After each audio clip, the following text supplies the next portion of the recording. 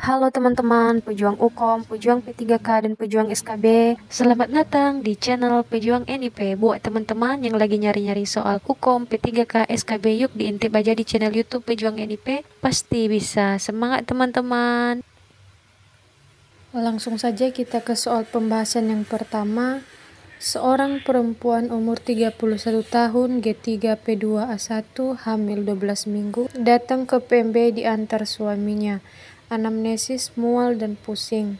Hasil pemeriksaan KU baik, konjungtiva pucat, tekanan darah 90/70, nadi 98, pernafasan 18, suhu 36,5, TFU 3 jari di atas simfisis.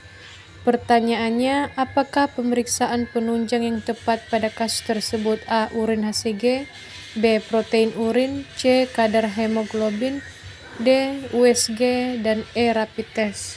Bila kita melihat dari soal ini, dia hamil 12 minggu dan tekanan darahnya 90, keluhan lainnya konjungtivanya pucat. Maka yang harus kita curigai yaitu pasiennya mengalami anemia, teman-teman. Maka yang harus kita lakukan pemeriksaan di sini yaitu kadar hemoglobin. Kenapa kita memeriksakan kadar hemoglobinnya? Untuk memastikan HB-nya berapa. Karena di kasus katanya konjungtiva pucat dan tekanan darahnya juga cuma 90, teman-teman.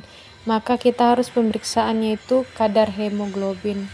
Soal yang selanjutnya, seorang perempuan umur 30 tahun datang ke PMB pertama kali diantar suami. Anamnesis, ibu mengatakan telat haid dan belum pernah imunisasi TT, serta status imunisasinya tidak diketahui. Hasil pemeriksaan KU baik, tekanan darah 100/70, nadi 98 kali per menit, pernafasan 18 kali per menit, suhu 36,5 derajat Celcius, HCG tes positif, TFU 3 jari di atas simfisis. Bidan menyarankan ibu untuk imunisasi TT. Pertanyaannya, kapan waktu yang tepat diberikan imunisasi TT kasus tersebut? A. Saat kunjungan pertama kehamilan, B. 4 minggu usia kehamilan, C. Di atas usia kehamilan 12 minggu, D. Setelah melahirkan, dan E. Usia kehamilan lebih dari 16 minggu. Sesuai dengan pertanyaan di atas, teman-teman, kapankah waktu yang tepat diberikan imunisasi TT pada kasus tersebut? Waktu yang tepat untuk pemberian imunisasi TT pada kasus ini yaitu saat kunjungan pertama kehamilan, di mana jika ibu belum pernah imunisasi atau status imunisasinya tidak diketahui, maka harus diberikan vaksin TT saat kunjungan pertama atau sedini mungkin ya teman-teman, pada saat kehamilan dengan dosis 0,5 mili dan disuntikan secara IM. Maka jawaban yang paling tepat adalah A, saat kunjungan pertama kehamilan. Soal selanjutnya, seorang perempuan umur 34 tahun datang ke puskesmas.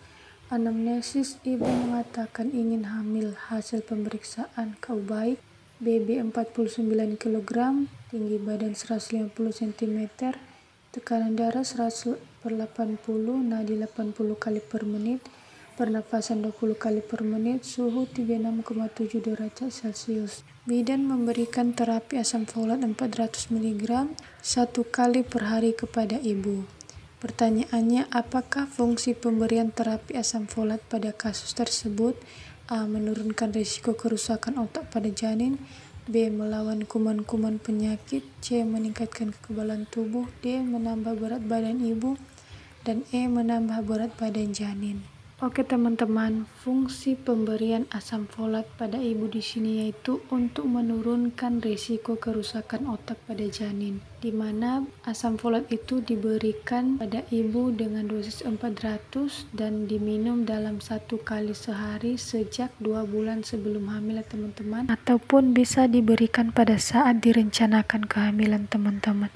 Maka jawaban yang paling tepat di sini adalah A, menurunkan risiko kerusakan otak pada janin teman-teman. Soal selanjutnya, seorang perempuan umur 37 tahun datang ke PMB bersama suaminya.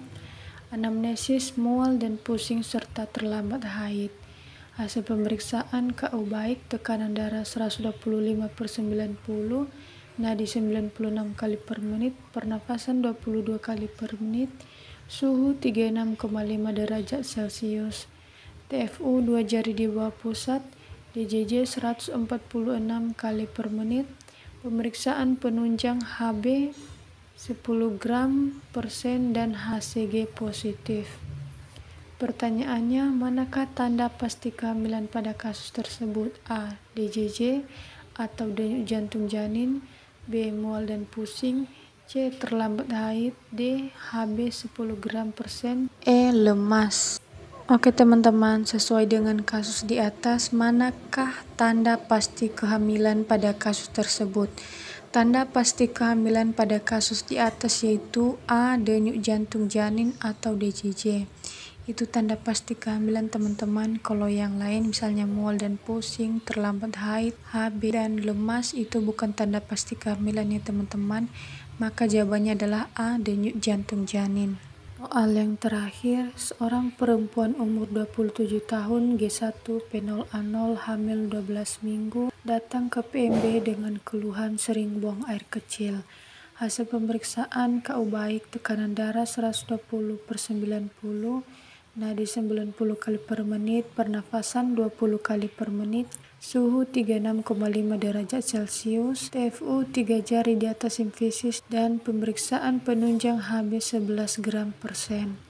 Pertanyaannya, apakah keluhan ibu pada kasus tersebut? A. Tekanan pada vesika urinaria oleh pembesaran uterus, B. Tekanan kepala janin sudah masuk PAP pada trimester 3, C. Peningkatan hormon estrogen dan progesteron, D. Peningkatan volume darah saat kehamilan, E. Kecemasan yang dialami oleh ibu. Oke teman-teman, sesuai dengan kasus di atas, penyebab ibu sering BAK pada kasus di atas yaitu karena peningkatan hormon estrogen dan progesteron ya teman-teman, dimana pada saat kehamilan hormon ibu itu akan sehingga menyebabkan ibu itu mengalami sering BAK teman-teman. Kalau misalnya trimester 2 dan ketiga itu penyebabnya karena ukuran uterus yang semakin membesar sehingga menekan kandung kemih teman-teman. Maka jawaban yang paling tepat di sini yaitu C. Peningkatan hormon estrogen dan progesteron. Oke teman-teman, sekian dulu 5 soal hari ini. Nanti kita lanjut lagi untuk pembahasan soal selanjutnya. Jangan lupa di subscribe channel ini ya teman-teman, supaya teman-teman bisa mengetahui soal-soal yang akan kita bahas selanjutnya. Bye-bye.